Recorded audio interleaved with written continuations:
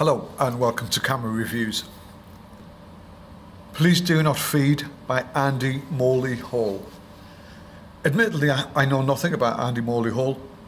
In fact, I've actually tried searching the internet and there isn't really anything I can pinpoint to sort of like a website or something. He's coming through other like art-based websites and stuff.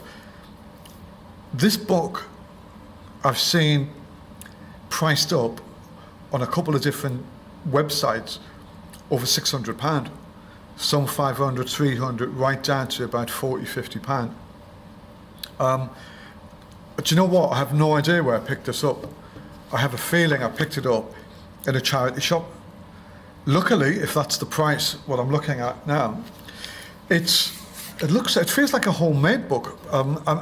It's got that sort of like, you know, when you got like a little, when you get like a little photographic album thing where you used to get your pictures from Snappy Snaps and you'd put them in there. Feels like that, and this feels like a picture stuck on a sort of fabric, a hardcover base. And it's published by Spine, I think, and it's just got that sort of feel to it.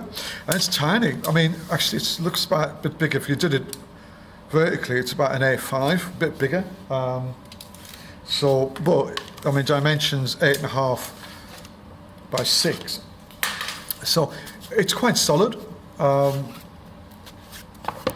Yeah, I don't know actually. I can't recollect where I bought it. It's sitting there on my shelf, but I wanted to have a look at it. There's some lovely pictures in it. Like I said, you can buy this book. It is. I will try and find a reasonably good link. I think, which is a reasonable price link. I think Abe Books do have a reasonably priced one. But I think if you go onto sort of American websites, like American Amazon and some other Amazon, in the UK it's actually like £300. But I have seen it for 600 somewhere. Crazy. Not taking it away from Andy at all, but it's a lot of money. Okay, so I presume it's about London Zoo. Please Do Not Feed, Andy Morley Hall. I love that shot. That's what I think attracted me. I thought, oh, this is a bit different. So what have we got here? Please do not annoy, pester, torment, harass, feed, irk, vex, bother, tease, frighten or shout. I think this is the sort of words you use to tell people to stop hassling the animals, I guess. Anyway, Please Do Not Feed, published by Spine, I think around 2000, somewhere, it should tell me. First published in Britain, 2003, I thought it was 2011,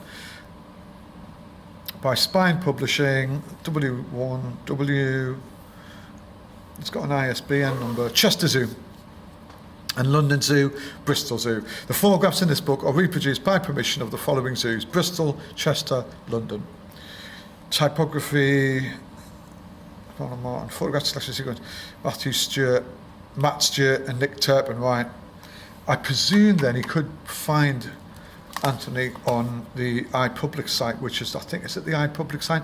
Is the street photography website, which Nick and Matt are part of, and yeah, Nick Turpin, great. Okay, let's have a look at it. So I guess there's some humour in these shots, human involvement, interaction with animals at the zoo. Let's have a look. I like the black and white as well. Yeah, beautiful. I think this work's a bit familiar now. It's coming back. Great juxtaposition there. Let's have a look. What a lovely book. That's excellent. Really good visuals. Using humour, geekiness, human participation, or if that's the word, in an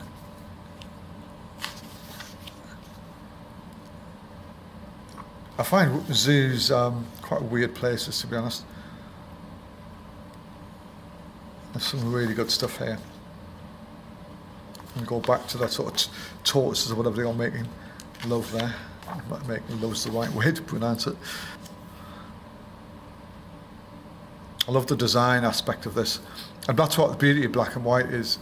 There's nothing really making you think about what it's about with when you've got the colour as initiating the shot. You've got black and white, and you can use shapes and the patterns of everything to decipher the shot and what it's about. And I like the way he's using using the animals as the main sort of protagonists in a way, using them is sort of turning it around on and making the people look a little bit like, in some of the shots, like they are the zoo, and the animals look pretty bored with them.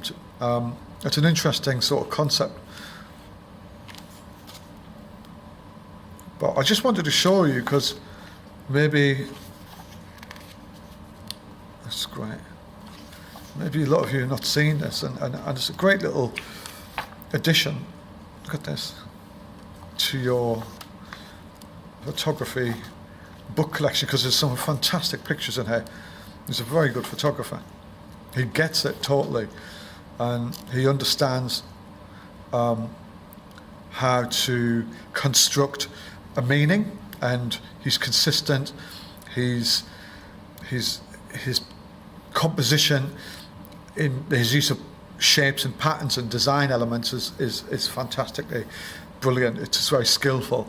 It's consistent. There's a story. There's a narrative within that, and almost, I think, turning the people in this on their heads and making them people who look a little bit less sophisticated than we are, and also